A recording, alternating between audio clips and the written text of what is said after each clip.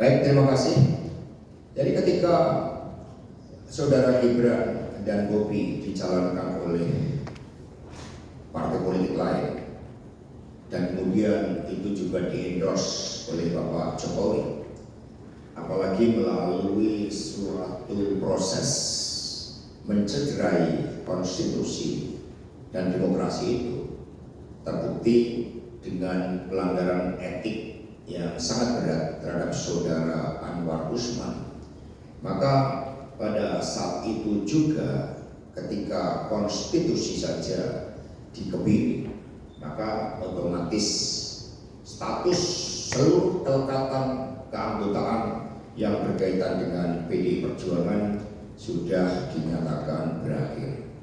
Mengapa? Karena PDI Perjuangan digerakkan oleh suatu cita-cita, dan itu dibuktikan dengan pengiriman surat dari DPC Kota Surakarta, tempat KTA Mas Gibran berasal, yang memberitahukan bahwa berdasarkan undang-undang partai politik dan ADART partai, keanggotaannya secara otomatis berhenti. Nah, sehingga di dalam tradisi membangun kehidupan berbangsa dan bernegara yang baik, ketika seseorang telah melupakan suatu ide, gagasan, cita-cita kolektif yang membentuknya, dan kemudian membangun suatu rejim kekuasaan dengan segala cara, bahkan masyarakat Sumatera Utara bisa merasakan bagaimana ketika Saudara Bobi Nasution itu dipaksakan untuk menjadi calon gubernur, dan proses pemilihan menjadi gubernur itu juga melalui pengerahan aparatur negara, sumber-sumber daya negara, dan suatu kontestasi yang sangat tidak fair yang ditunjukkan oleh ketidakadilan yang terjadi kepada Bapak Edi Rahmayadi. Maka di situ semua menjadi bukti-bukti pengingkaran terhadap konstitusi dan demokrasi itu sendiri. Ketika seseorang sudah berkhianat terhadap konstitusi, sudah berkhianat terhadap demokrasi, dan juga menyalahgunakan hukum, maka sanksi dari rakyat itulah yang dibebankan kepada mereka-mereka yang secara sengaja telah merusak demokrasi itu sendiri. Sehingga saudara-saudara sekalian, keanggotaan PDI Perjuangan bukanlah semata-mata pada ada atau tidaknya KTA, tetapi pada komitmen di dalam membangun peradaban kehidupan berbangsa dan bernegara yang baik.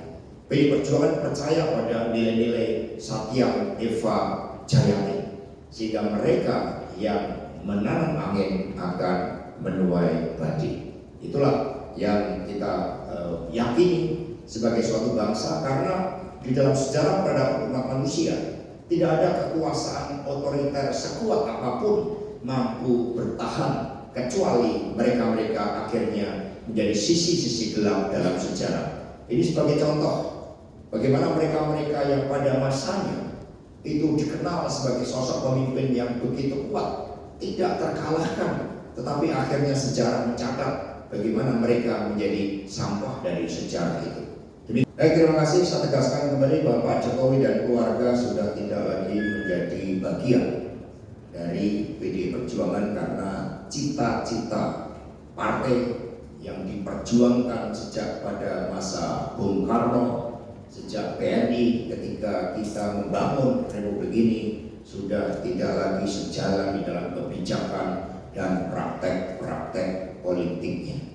Sehingga itulah yang terjadi, dan kemudian kita melihat bagaimana ambisi kekuasaan ternyata juga tidak pernah berhenti.